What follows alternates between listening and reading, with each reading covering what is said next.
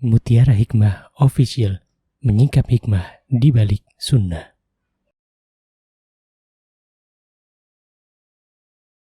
Salurkan donasi terbaik Anda untuk mendukung dakwah Mutiara Hikmah Official.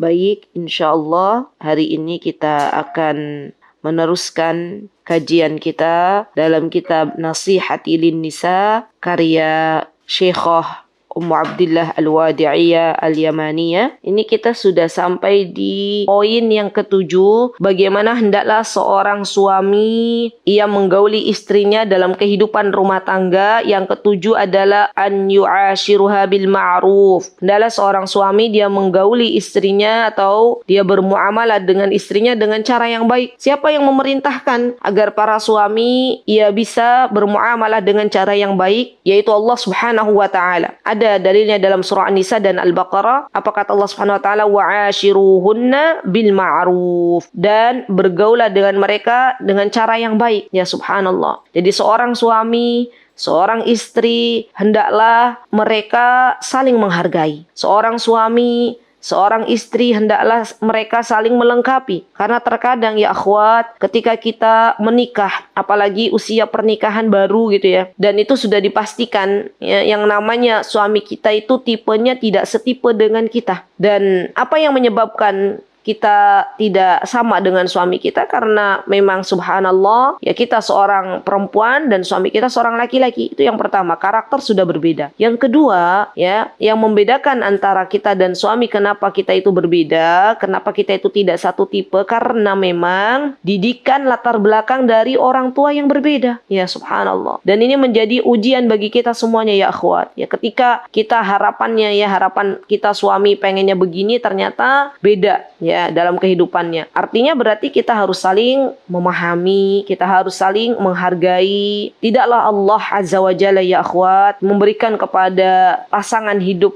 kita yang saat ini Allah sudah berikan itu adalah yang terbaik. Itu adalah yang terbaik ya. Dan saya memang melihat banyak kasus subhanallah rumah tangga itu yang subhanallah ternyata memang Allah sudah kasih untuk saling melengkapi gitu. Masya Allah ya. Coba kalau seorang suami ia benar-benar bertanggung jawab, tahu mana kewajibannya. Seorang istri ia tahu betul mana kewajibannya, maka insya Allah kehidupan rumah tangganya langgeng. Ya subhanallah. Mereka saling berlomba-lomba untuk berbuat baik kepada pasangannya. Karena ini adalah ibadah di hadapan Allah Subhanahu wa taala. Seorang suami mencari nafkah itu adalah ibadah. Seorang istri melayani suaminya itu adalah ibadah. Subhanallah. Jadi kehidupan rumah tangga itu teman-teman adalah ibadah ya. Jadi di rumah kita bisa memperbanyak amal solih dalam rangka mencari ridha Allah Subhanahu wa taala. Seorang istri ketika ia menemukan sesuatu yang tidak diharapkan oleh suaminya ya, kemudian ia bersabar, maka itu juga ibadah. Seorang istri manakala misalnya ya akhwat ya, ia pernah melakukan sebuah kesalahan kemudian meminta maaf kepada suaminya, itu juga ibadah. Atau misalnya suaminya ia melakukan kesalahan kepada istrinya, kemudian istrinya memaafkan suaminya dengan hati yang lapang, itu juga adalah ibadah. Subhanallah. Hampir semua sendi dalam pernikahan seseorang ya, kehidupan rumah tangga itu semuanya adalah ibadah. Masya Allah. Baik, kemudian apa kata Allah Subhanahu wa taala? Walahunna mithlul ladzi 'alaihinna bil ma'ruf. Dan para wanita mempunyai hak yang sama dengan kewajibannya menurut cara yang ma'ruf. Ya subhanallah. Jadi kalau suaminya itu sudah berbuat baik, sudah tahu tanggung jawabnya yang mana, maka insya Allah biidnillahi ta'ala Allah jadikan istrinya salihah. Ya, baik. Kemudian apa kata Allah Subhanahu wa taala? Fa imsakum bima'rufin aw tasrihum biihsan. Ini teman-teman, jadi dalam surah Al-Baqarah ayat 229 ini Allah perintahkan agar para suami tidak menggantung istrinya. Maksudnya menggantung istrinya tuh berikan kejelasan yang jelas ya. Apakah memang istrinya itu akan dicerai atau terus menjadi istrinya, tapi dengan syarat ya digauli dengan cara yang baik ya. Dengan syarat dia diberikan nafkah, dengan syarat suaminya senantiasa tahu tanggung jawab terhadap istrinya, ya, kewajiban mana yang harus ditunaikan. Terkadang ada suami yang subhanallah meninggalkan istrinya berapa bulan tapi nggak jelas kemana perginya. Istrinya bingung, kasihan. Ini kondisinya seperti apa? Apakah masih menjadi istri dari suami tersebut atau memang sudah dicerai? Dan ini tidak diperbolehkan dalam Al-Quran, ya, karena Islam itu mengajarkan kasih sayang kepada sesama, ya, subhanallah. Maka ketika misalnya seorang suami sudah ingin menceraikan istrinya, maka katakan dengan jelas. Kalau dia masih ingin kembali kepada istrinya, maka katakan dengan jelas. Tidak boleh menggantungkan istrinya dengan posisi istrinya akhirnya dia tidak tahu kejelasan statusnya apakah menjadi seorang istri atau sudah diceraikan. Baik, kemudian di sini kata Ummu Abdillah, wa ba'dar rijal yuridu an yasta'abad zawjatu. Subhanallah, na'udzubillah, summa na'udzubillah. Sebagian laki-laki ada yang ingin mempermainkan istrinya, ya. Fahiya tubalighu fil qiyam bihuquqihi wa biwajibatihi wa nahwihi. Dan dia subhanallah menginginkan istrinya agar lebih, ya, dalam menunaikan hak-hak suaminya dan melaksanakan kewajibannya. Jadi pengen mempermainkan istrinya. Wa ma'adzalika daiman yara annaha mufarritah. Ya, kemudian si suami selalu, ya, memandang istri itu dengan pandangan yang remeh gitu, ya. Padahal kalau tahu tugas istri subhanallah, ya, terkadang tidak tidur sebelum suami tidur dan telah bangun sebelum matahari terbit, ya, subhanallah, itulah tugas istri. Maka kita, ya akhwat, kalaulah misalnya dalam rumah tangga kaum muslimin, ya, ada sesuatu yang tidak diharapkan dari suaminya, maka mintalah kepada Allah agar Allah lembutkan hati suaminya, karena Allah itu zat yang maha membolak-balikan hati suami kita, ya. Terus minta sama Allah. Dan di sini dikatakan oleh Mu'abdillah, yuhasibuha ala kulli saghirah wa kabirah. Ada seorang suami itu yang la haula wa la quwata illa billah, ya, ingin mempermainkan istrinya sampai-sampai apa-apa dipermasalahkan gitu, ya. Dia mempermasalahkan istrinya, kesalahan-kesalahan yang dilakukan istrinya, baik itu kesalahan yang kecil maupun yang besar, semuanya diungkit-ungkit, ya. Na'udzubillah, summa na'udzubillah. Wa hadza laisa 'ala ma yanbaghi. Dan ini tidak selayaknya seorang suami berbuat demikian kepada istrinya, ya. Jadi hendaklah seorang suami itu dia berbuat baik ketika istrinya melakukan kesalahan, maka jelaskan di mana kesalahannya. Dan kita sebagai istri hendaklah kita meminta maaf, ya, kepada suami kita manakala kita melakukan kesalahan dan memperbaiki diri.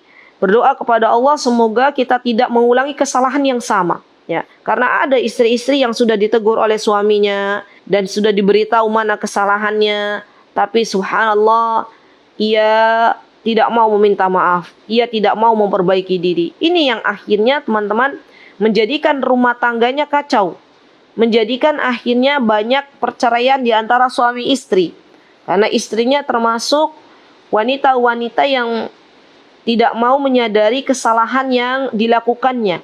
Padahal jelas suaminya sudah memberitahu, tapi ia tidak mau meminta maaf. Ia pun tidak mau merubah dirinya dari yang awalnya berbuat tidak baik, kemudian berbuat kebaikan, ya, subhanallah.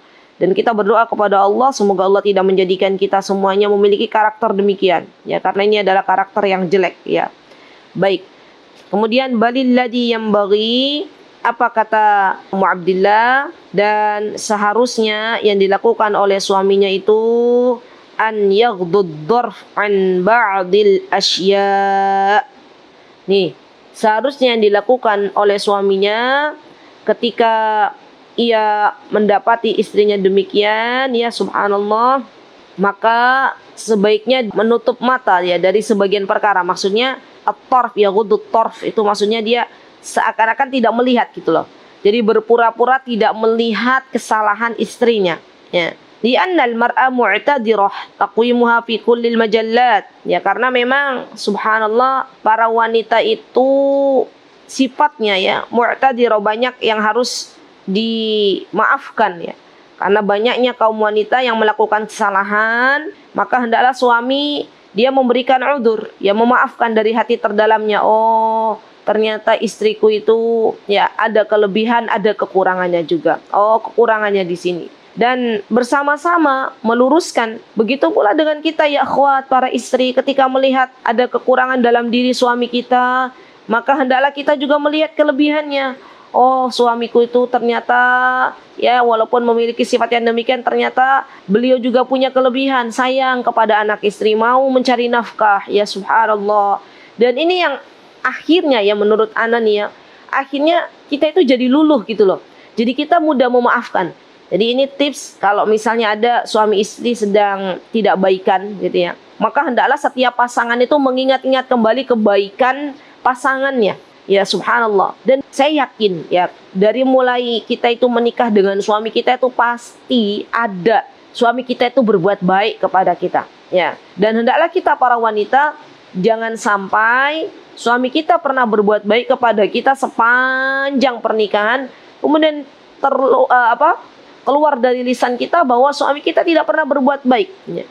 Ini adalah calon-calon wanita-wanita yang digambarkan oleh Rasulullah SAW yang ada di neraka. Apa kata Rasulullah? Ketika ditanya, Rasulullah, kenapa mayoritas penduduk neraka adalah wanita? Karena mereka tidak tahu balas budi. Mereka lupa akan kebaikan suaminya. Sampai-sampai Rasulullah mengatakan, wahai para sahabat, ya kalaulah kalian itu berbuat baik kepada istri-istri kalian sepanjang masa, kemudian kalian berbuat keburukan sekali saja, maka istri-istri kalian akan mengatakan ya bahwa kata mereka tidak mendapatkan kebaikan dari suaminya. Ya subhanallah. Jadi ini ya akhwat, tugas kita ya dalam berumah tangga adalah mengingat-ingat kembali kebaikan suami kita. Ya Masya Allah. Baik, kemudian apa kata Ummu Abdillah di sini? Wa idza uridu dzalika minha, ya. Maka kalau misalnya wanita ini memang subhanallah, wanita ini hendaklah diberikan nasihat, ya. Tapi nasihatnya juga berbeda dengan ketika seorang laki-laki memberikan nasihat kepada laki-laki. Seorang wanita ini karena dia gelas-gelas kaca ya, jadi diberikan nasihatnya dengan cara yang pelan ya, tidak terlalu keras, karena kalau terlalu keras dia akan patah. Kalau tidak diberikan nasihat dia tetap bengkok. Ya subhanallah. Allahu akbar. Kemudian di sini dikatakan oleh Ummu Abdillah, wa yajibu alaihi an ya'lam anna laha alaihi huquqan kama anna lahu alaiha huquqan. Nah ini nih, tolong digarisbawahi. Jadi suami istri itu hendaklah mereka berdua tidak banyak menuntut, tapi mereka berdua menyadari apa? Mana kewajiban yang harus ditunaikan, dan kedua-duanya akan mendapatkan hak. Seorang istri kalau dia tahu, oh iya, apa kewajiban saya sebagai istri salihah kepada suami, lakukan. Maka suami merasa, oh iya, saya sudah dapat haknya. Ya, termasuk kemarin kita sudah membahas ya, kalau suami memanggil untuk bisa melayani, maka hendaklah kita melayaninya. Seorang suami hendaklah dia berkewajiban untuk mengayomi istrinya, untuk memberikan nafkah kepada anak istrinya. Kalau dua-duanya sudah menyadari akan peran masing-masing, maka insya Allah biidnillahi ta'ala keluarga ini akan semakin sakinah, mawaddah, warahmah. Ya subhanallah. Karena memang tujuan kita ya akhwat dalam berumah tangga adalah sampai ke surganya Allah subhanahu wa ta'ala. Jadi bukan hanya di dunia. Dan kelak orang-orang yang beriman ya subhanallah, orang-orang yang takut kepada Allah subhanahu wa ta'ala, orang-orang yang tahu akan kewajibannya masing-masing, kelak akan Allah kumpulkan bersama-sama. Kita masuk surga itu rombongan. Dan kita berharap kepada Allah agar Allah masukkan kita ya akhwat ke dalam surga Allah bersama suami-suami kita, bersama anak-anak kita, bersama orang tua kita, bersama orang-orang yang kita cintai. Ya. Dan kalau kita ingin demikian, maka kita di dunia ini harus saling beramar ma'ruf nahi mungkar. Ya, kalau ada di antara kita melakukan kesalahan, maka kita mulai memberikan nasihat, tapi dengan cara yang baik. Ya. Dan kita pun ketika diberikan nasihat oleh suami kita, artinya suami kita itu perhatian kepada kita, sayang kepada kita. Kalau suami kita tidak sayang, maka suami kita membiarkan kita berada dalam kesalahan. Ya. Dan kita tidak mau ketika kita berada terus dalam kesalahan. Karena subhanallah wanita itu teman-teman, kalau dia terus berbuat maksiat, terus berbuat dosa, tidak ada yang mengingatkan, maka akan kebablasan. Jadi bersyukurlah bagi kita yang memiliki suami yang dikit-dikit memberikan nasihat kepada kita. Ya, artinya berarti suami kita itu sayang, ingin istrinya menjadi lebih salihah. Ya, dan saya yakin ya, itu adalah harapan bagi semua suami yang ada di dunia ini. Mereka berharap agar Allah berikan kepada mereka istri-istri yang salihah. Baik, semoga Allah Subhanahu wa taala jadikan kita semuanya para istri yang salihah. Amin. Allahumma amin. Baik, kemudian wa kadzalikal mar'ah. Ya, apa kata Ummu Abdillah? Nih lihat nih. Kita nih para kaum wanita, karena memang ini nasihat untuk kita. Kata beliau, "Lau hasabti zawjuha fi kulli syai' lamastata'a dhalik wa innal kamalillahi 'azza wa jalla lakinnal rajul ahsanu halan minal mar'ah." Jadi menurut Ummu Abdillah ya akhwat, enggak ada suami yang sempurna, itu enggak ada. Enggak ada laki-laki yang sempurna di dunia ini, enggak ada. Ya, tidak ada ya akhwat. Yang ada kesempurnaan itu milik Allah Subhanahu wa taala. Ya, subhanallah. Jadi ini yang perlu kita renungi bersama, bahwa sesungguhnya subhanallah suami kita itu pasti punya kekurangan dan kita pun pasti punya kekurangan. Ya, tidak ada di antara kita yang sempurna, ya. Dan hendaklah kita bermuhasabah, banyak-banyak bermuhasabah, ya, bahwa ternyata memang kita adalah para wanita yang terkadang melakukan sebuah kesalahan, ya akhwat. Dan ketika kita tahu bahwa kita juga terkadang melakukan kesalahan, maka hendaklah kita menyadari bahwa suami kita pun manusia yang terkadang berbuat salah, ya. Subhanallah. Dan kalau kita benar-benar sudah kita menyadari hal ini, maka kita akan dengan mudah, ya subhanallah, biidnillahi ta'ala memaafkan kesalahan suami kita. Dan ketika suami kita mengulangi kesalahan lagi, maka kita berusaha untuk menegurnya dengan cara yang baik, ya. Dan bersabar atas kesalahan yang dilakukan oleh suami kita. Dan ini subhanallah butuh perjuangan ya akhwat, ya, butuh perjuangan. Saya paham bagaimana perasaan seorang wanita yang pernah disakiti oleh suaminya, ya. Dan subhanallah ya akhwat, ya, kalaulah misalnya bukan karena kasih sayang Allah kepada seorang istri, ya, untuk bisa memaafkan suaminya, maka itu tidak mungkin terjadi, ya. Jadi kita benar-benar bersyukur kepada Allah Subhanahu wa taala, zat yang melembutkan hati para wanita untuk bisa memaafkan kesalahan-kesalahan suaminya, ya. Begitu pula kita bersyukur kepada Allah yang telah memberikan kepada kita semuanya suami-suami yang salih, ya, sehingga subhanallah kedua-duanya, dia, kalau suami istri sudah demikian ya teman-teman, ya, kedua-duanya insya Allah akan langgeng gitu loh, dalam pernikahannya tuh langgeng. Kenapa? Karena memang subhanallah mereka tidak menonjolkan satu sama lain, ya. Mereka tidak menganggap diri mereka semuanya baik, karena mereka menganggap bahwa di antara mereka juga melakukan kesalahan.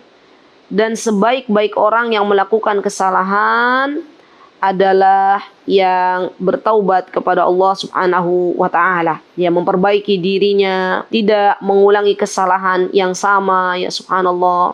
Beberapa pekan kemarin, di pekan ini ya, beberapa hari yang lalu, saya diberikan amanah untuk memberikan nasihat, ya, kepada mempelai wanita, ya. Kemudian di antara isi nasihatnya, ya, waktu itu saya ingat, ya, saya katakan kepada wanita tersebut, ya, kepada seorang yang baru menikah, dan itu sudah saya anggap sebagai putri saya, ya, karena saya tahu dia yang menikah itu dari kecil, ya, masya Allah. Saya sampaikan kepadanya, dan ini mudah-mudahan bermanfaat untuk kita semuanya, ya. Saya katakan, wahai putriku, terimalah suamimu itu dengan segala kelebihan dan kekurangannya, dan ketahuilah bahwa tidak ada suami yang sempurna di dunia ini, sebagaimana tidak ada istri yang sempurna, ya. Suami yang sedang membersamaimu ini adalah orang yang paling tepat untukmu. Jangan pernah terpukau dengan suami orang lain, karena terkadang rumput nan jauh di sana itu tampak begitu hijau, ya enggak teman-teman? Jadi kita nggak boleh banding-bandingkan, oh suaminya fulanah itu lebih baik daripada suamiku, oh begini, oh begini. Nanti kita tidak pernah bersyukur kalau seperti itu. Dan justru, ya, dengan pintu pernikahan ini, maka Allah ibaratkan, ya, pakaian yang seharusnya bisa saling memberikan kehangatan, saling menutupi, saling merekatkan, saling melindungi, saling membutuhkan.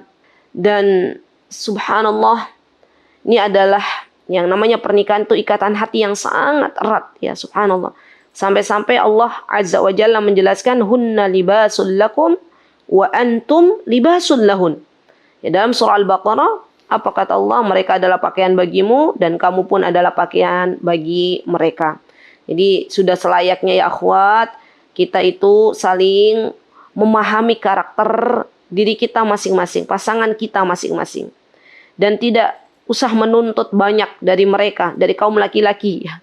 Karena terkadang kalau kita banyak menuntut dari mereka, yang ada itu kita sakit hati. Ya sudah, kita maafkan. Dan penting nih bagi kita, saya juga masih belajar untuk terus ya memahami bagaimana sebenarnya karakter laki-laki itu, sehingga kita tidak mudah tersinggung. Ya. Dan ini belajar ilmu ya akhwat. Ya. Contoh misalnya ada seorang istri, ya, dia nggak paham kalau yang namanya laki-laki kalau sudah kerja mengerjakan sesuatu tuh fokusnya luar biasa. Kita panggil satu kali sayangku, nggak nengok. Kita panggil 2 kali suamiku, nggak nengok juga. Dikiranya oleh kita nih para istri, dikiranya suaminya nggak mau menyambut panggilan istrinya. Padahal ternyata dia sudah depan laptop. Kalau sudah di depan laptop itu harusnya ditoel. Ya harusnya kita mendekat, kita tepuk punggungnya, kemudian kita bilang, kita kasih isyarat bahwa saya tuh pengen bicara gitu loh. Nanti baru yang namanya laki-laki baru sadar gitu ya. Dan itu yang saya temukan dalam diri laki-laki. Ya, coba kalau seorang istri nggak punya ilmu ini, mesti tiap hari kerjaannya nanti cemberut. Kenapa? Karena dikiranya suaminya tidak pernah peduli. Padahal memang ternyata ya akhwat, ya subhanallah, karakter laki-laki itu berbeda dengan kita. Dan ini ilmu juga, kita belajar bagaimana karakter dasar laki-laki. Dan seorang laki-laki juga belajar bagaimana karakter dasar seorang wanita. Sehingga kalau dua-duanya tahu karakter dasar masing-masing, maka diharapkan akan saling lebih memahami satu sama lain. Baik. Kemudian ya akhwat, di sini apa kata Ummu Abdillah?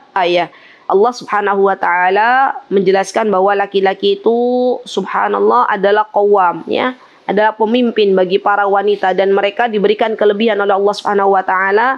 Apa kelebihan mereka? Faddalallahu ba'dahum 'ala ba'di wa bima anfaqu min amwalihim. Lihat, dan kelebihan para laki-laki itu ketika mereka menginfakkan hartanya di jalan Allah untuk istrinya, untuk anak-anaknya, ya, akan dihitung oleh Allah Subhanahu wa taala sebagai sesuatu yang mereka infakkan di jalan Allah Subhanahu wa taala. وعلى كل إذا أراد الزوجان السعادة بينهما وأن تقطف الثمار الطيبة ويربي أولاد بين أبوين سعيدين وتنشأ الأسرة نشأة طيبة فليراع كل منهما الحقوق التي عليه. Lihat teman-teman, apa kata Ummu Abdillah? Ya, ini nasihat untuk kita nih para istri. Kata beliau, kalau kita itu pengen, ya, kita mendapatkan kebahagiaan dalam berumah tangga, kita pengen memetik hasilnya dengan buah yang baik, thimarut thayyibah. Kita ingin anak-anak kita berada di tengah-tengah ya orang tua yang berbahagia gitu, yang bahagia. Karena ini dampaknya nih gini nih. Kalau suami istri itu bahagia di rumah, maka anak-anak pun insya Allah akan berbahagia. Tapi kalau suami istri kerjaannya ribut saja, ya, sampai piring melayang, ya subhanallah, kasihan anak-anaknya. Anak-anak yang tidak berdosa ya akhwat, melihat kedua orang tuanya ribut setiap hari. Maka nanti yang ada adalah, ada pernah kasus ya, seorang anak perempuan takut menikah. Kenapa? Karena dia trauma dengan kondisi. Saya pernah menemukan kasus ini. Jadi ada seorang perempuan ya datang, kemudian sebenarnya dia sudah waktunya menikah tapi nggak mau menikah. Kenapa? Karena dia pernah melihat bapaknya itu menyeret ibunya dan menamparinya dengan selang di depan matanya. Jadi dia yang ada tuh, si anak ini yang ada nanti bagaimana dengan suami saya gitu loh. Saya takut. Dan dia mengatakan laki-laki itu hampir seperti bapaknya gitu loh. La haula wala quwata illa billah. Jadi ini ya akhwat ya, jangan sampai waliyadzubillah ternyata kedua orang tua itu malah memberikan dosa jariah bagi anak-anaknya. Ya, dan ingat kembali, kalau kita mau ribut dengan suami kita, ada anak-anak. Jangan sampai, mudah-mudahan kalaupun memang ada masalah yang harus diselesaikan, mudah-mudahan anak-anak kita tidak melihatnya. Karena itu pasti akan berdampak dalam diri anak-anak ya akhwat. Ya, subhanallah. Tadinya anak-anak bahagia ya dengan celotehnya, yang namanya anak-anak kecil, lihat orang tuanya ribut ya. Kemudian dia akhirnya jadi tidak bahagia lagi. Dan saya juga pernah menemukan kasus anak kecil ya akhwat ya. Jadi kalau sudah berjumpa dengan kami tuh dia cerita ya, dia merasa takut karena kedua orang tuanya itu kalau di rumah katanya ya ngomongnya keras-keras ya, subhanallah. Dan kita dengarkan dengan baik ya, subhanallah. Dan ini ya akhwat ya, realnya seperti itu. Jadi kalaupun misalnya di antara kita nih ada masalah dengan suami, mudah-mudahan tidak sampai di depan anak-anak kita ya, untuk menyelesaikan masalahnya. Ya biarkan anak-anak kita taunya kita itu baik-baik saja ya, baik. Wa idza ikhtalafa fi syai' fayakunul marji'u wal kitab was sunnah. Lihat teman-teman, apa kata Ummu Abdillah?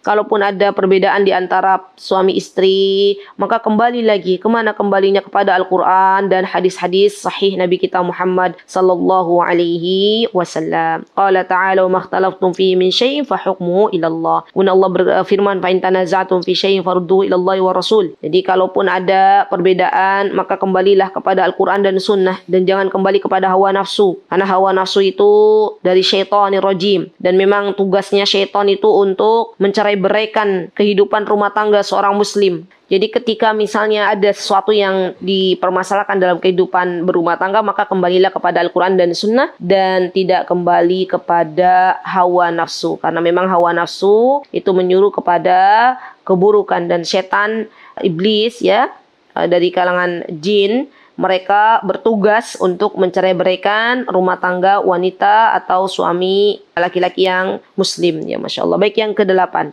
Yang ke-8, hendaklah seorang suami dia berhias ya, yatazayyan laha, berhias untuk istrinya. Masya Allah. Jadi kalau istri itu berhias untuk suami, seorang suami juga berhias. Ya boleh seorang suami memakai wangi-wangian di depan istrinya. Suami mandi dulu ketika menemui istrinya. Suami menyisir rambutnya misalnya ketika berjumpa dengan istrinya, memakai baju yang khusus misalnya, tapi baju bapak-bapak ya, baju laki-laki depan istrinya itu boleh, silahkan ya, Masya Allah. Jadi luar biasa ya kalau memang sudah saling memahami gitu ya, ya akhwat ya. Jadi bukan hanya menuntut istrinya untuk cantik di depannya, tapi dia juga tahu mana kewajibannya. Ia termasuk laki-laki yang ingin membahagiakan istrinya gitu ya, berhias di depan istrinya. Fakama annahu yuhibbu an yaraha jamila wa nadifa, fa hiya tuhibbu an tarau kadzalik. Nah ini nih, Ummu Abdillah mengatakan sebagaimana dia juga ingin melihat istrinya cantik, istrinya bersih, maka istrinya pun demikian, pengen suaminya itu wangi, suaminya itu bersih ya, subhanallah. Wa qad qala ta'ala wa lahunna mithlul ladzi 'alaihinna bil ma'ruf. Ya, apa kata Allah? Dan para wanita mempunyai hak yang seimbang dengan kewajibannya menurut cara yang ma'ruf. Baik, kemudian yang ke-9, alla yamna'ha minal khuruji ilal masjid. Nah, ini ya akhwat. Tolong diperhatikan baik-baik sehingga tidak ada yang salah paham ya.